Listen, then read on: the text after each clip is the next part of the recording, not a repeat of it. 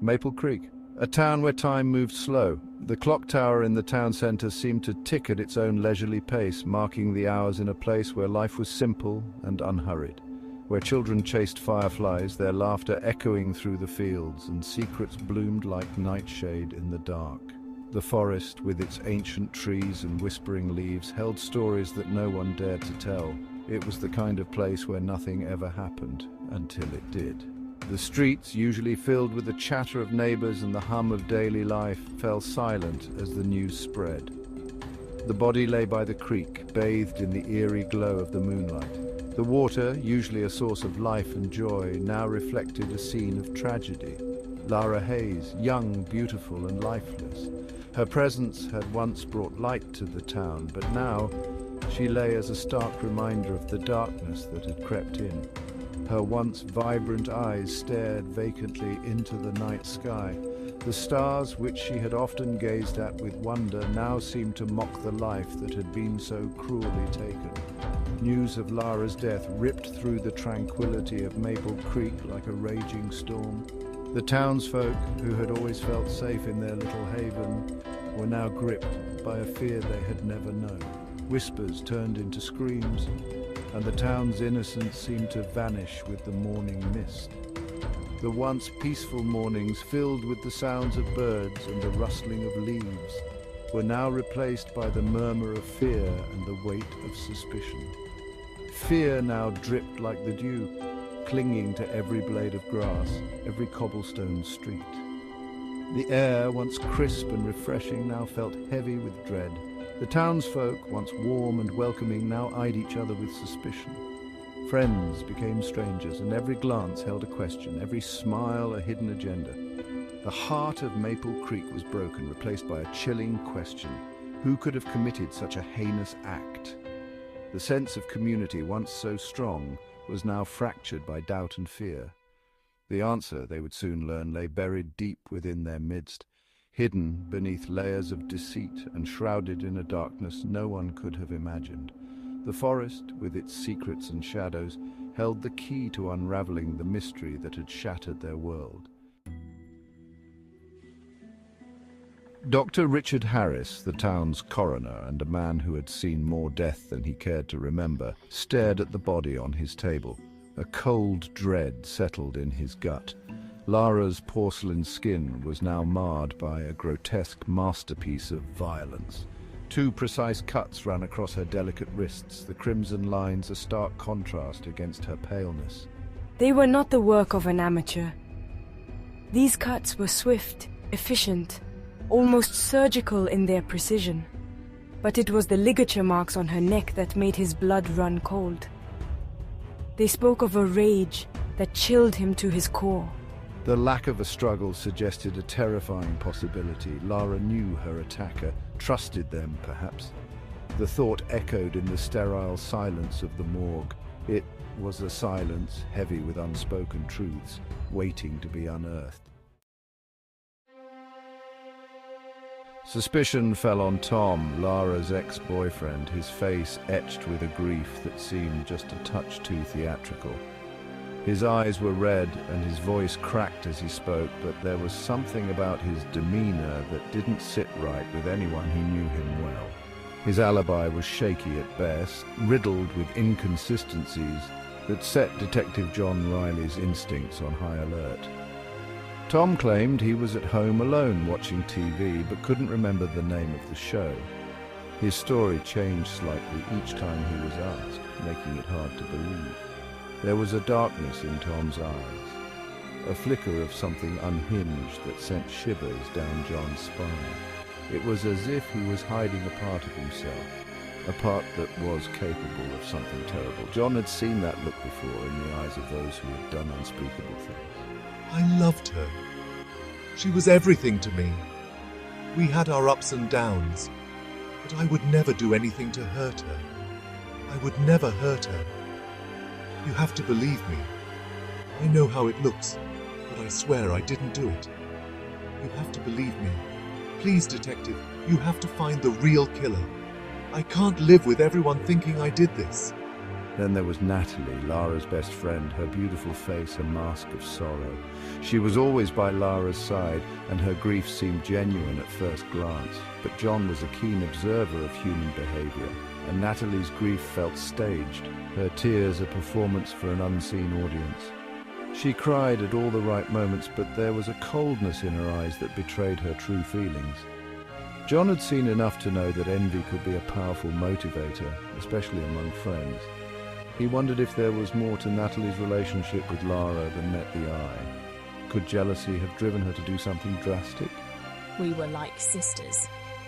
We shared everything. Our hopes, our dreams, our fears. I can't believe she's gone. I can't believe she's gone. It's like a part of me has been ripped away. I don't know how to go on without her. And then there was Richard, the town doctor. His calm demeanor and air of quiet authority had always been reassuring. He was the one everyone turned to in times of crisis. His calm demeanor and air of quiet authority had always been reassuring. But there was a stillness about him, an almost unsettling detachment that John couldn't quite place. It was as if he was watching everything from a distance, never truly involved. But there was a stillness about him, an almost unsettling detachment that John couldn't quite place. What secrets lurked beneath that veneer of professionalism? Richard had always been a pillar of the community, but even pillars can have cracks. What secrets lurked beneath that veneer of professionalism? John couldn't shake the feeling that Richard knew more than he was letting on. Was he hiding something, or was it just John's imagination running wild? I only want to help. I hope you find who did this, Detective. Lara was a wonderful person and she didn't deserve this. I hope you find who did this, Detective. The town needs closure, and so do I. We all want to see justice served. Section 4.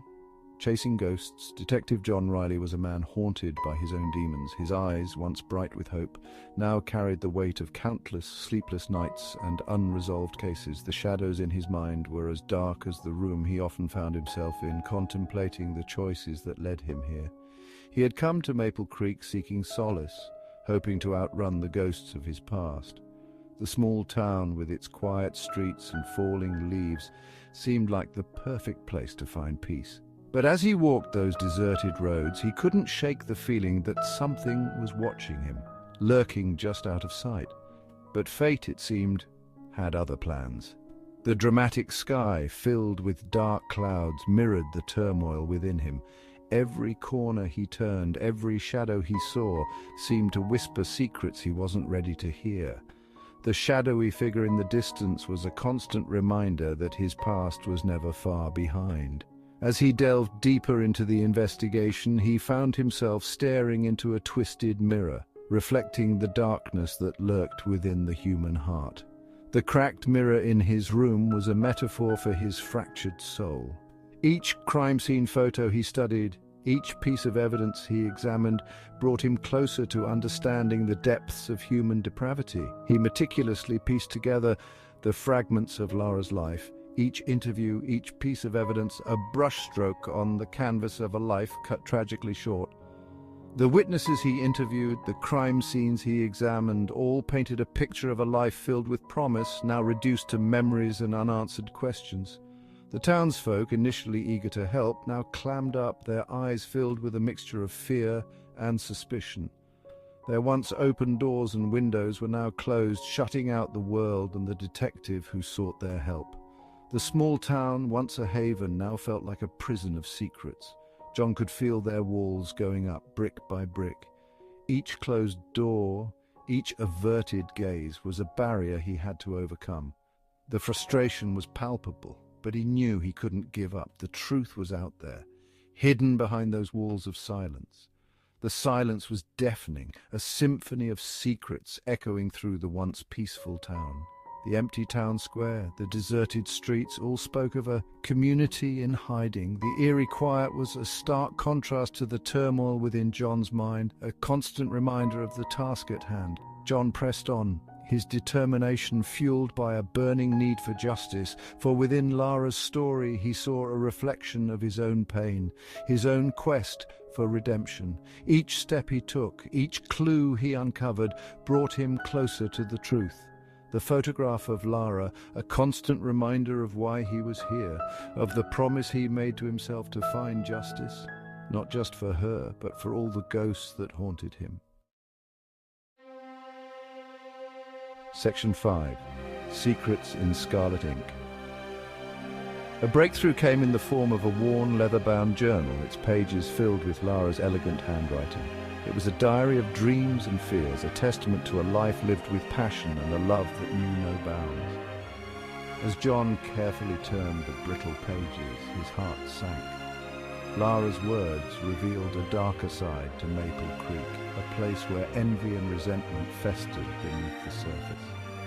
The journal entries spoke of a secret admirer, of love letters that soon morphed into chilling threats.